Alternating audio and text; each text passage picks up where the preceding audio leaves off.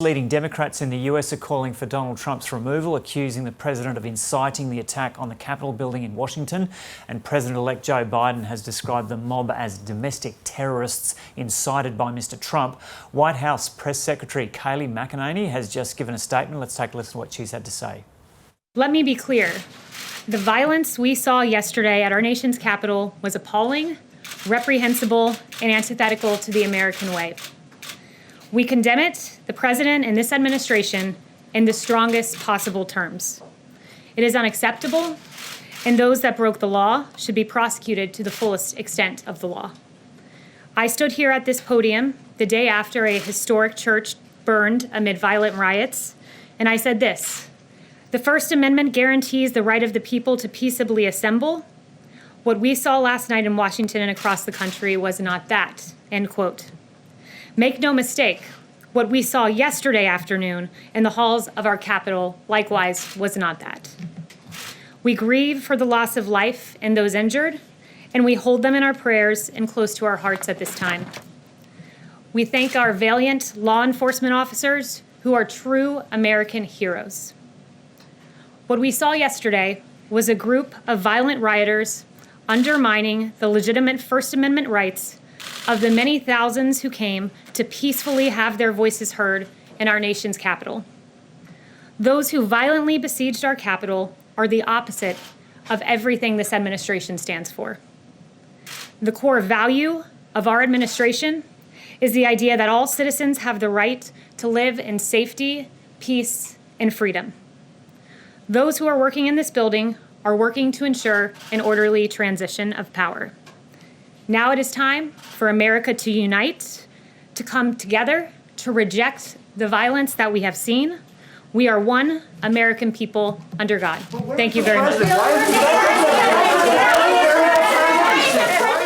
So White House Press Secretary Kayleigh McEnany not taking any questions from reporters after that brief statement condemning the violence yesterday that we saw in the Capitol building in Washington. Matt Mackowiak is the chairman of the Travis County Republican Party, and he joins us now from Austin, Texas. Matt Mackowiak, welcome. So as a Republican, how did you feel watching what unfolded yesterday in the Capitol? I'd start by saying, as an American, I was shocked and outraged, disgusted. Couldn't believe what I was watching. It's a surreal thing to see the United States Capitol overrun by domestic terrorists. Hasn't happened since the early 1800s. I've worked in that building for 4 years when I was a press secretary in the U.S. Senate, and I can tell you, that building is pretty secure to begin with. And on major event evenings like the State of the Union, it is one of the safest places in the world.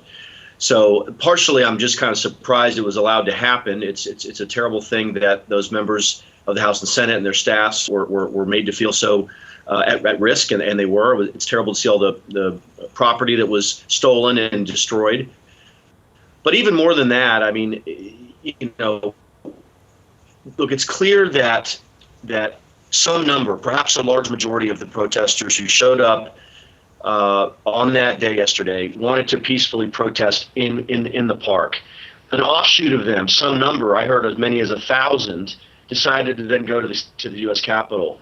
And look, that was not about a protest at that point for those 1,000 people. That was truly about insurrection. It was about trying to prevent the peaceful transfer of power in our country. And so I was heartened to see the Justice Department and the U.S. Attorney's Office are going to be making significant charges. It looks like 10 years is likely to be the time frame that they'll be looking at in terms of jail time.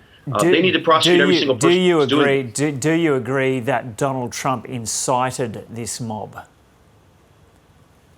I do, sadly. It's not something I share with any glee. Look, the president has been making a series of false and overheated statements about the election for the last 6 weeks, and I supported his right to go to court and to fight those battles. He put together the single least impressive, most ridiculous legal team in the history of the law. And since then, they've lost 60 or so cases. I think 2/3 were thrown out for standing, but they haven't found any real evidence. And so once you exhaust those options, there are no other options that are appropriate. And so taking into account what's happened over the past 24 hours, is Donald Trump a fit person to be president? So when that question gets raised through the lens of the 25th Amendment, which was intended to allow a cabinet and a vice president, if a majority believes that person has become incapacitated, they could be removed as president. So this is obviously not what's happened here. That's generally like a mental issue, a health issue. They've been shot. They've had a heart attack. So I don't know whether it would apply here. It is an extraordinary remedy. And I just saw a report before I came on here. The vice president appears to oppose using the 25th Amendment. If Congress wants to impeach the president, I think they have the strongest opportunity to do that of the 4 years he's been there. Whether that could happen with 12 days left when the Senate would have to hold a trial, I think is a huge question mark. But what taking into account what Donald Trump did yesterday, as you say, he incited this mob. But how concerned you are on what he might do over the remaining time that he's in office? I'm very concerned. Very, very, very concerned. There was a report he's been telling people he wants to pardon himself. That would be impeachable in my view, and I don't think it would be constitutional. Pardon power was never intended to be used for the benefit of the president personally or for the president's family. I also wouldn't help him because his legal liability is in the state of New York, and a federal pardon doesn't affect state crimes. So that's one thing that concerns me. If he pardons other people close to him, perhaps Rudy Giuliani or others, that would be problematic. If he does other, outrageous things, that would be problematic. So it is clear that I think members of Congress in both parties need to come together and clear to the president he is not going to be allowed to do outrageous things with 12 days left.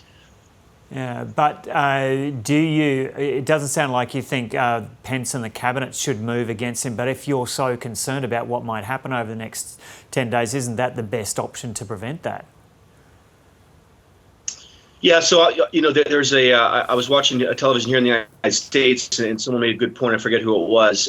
If you were to remove the president through the 25th Amendment, you would make him a martyr, and you would probably radicalize some percentage of his base even more so than they were perhaps yesterday. So I think you have to think about those risks as well. And then you have to think about the constitutional questions related to the 25th Amendment. So, look, the president did, thankfully, finally promise an orderly transition today. His press secretary, as you played, promised a peaceful transition. It does feel like they have basically given up this ridiculous fight to try to overturn the election. And so the question now is, what is he going to do in his final 12 days? If he just sits back and doesn't do anything controversial, I don't think there's that much harm.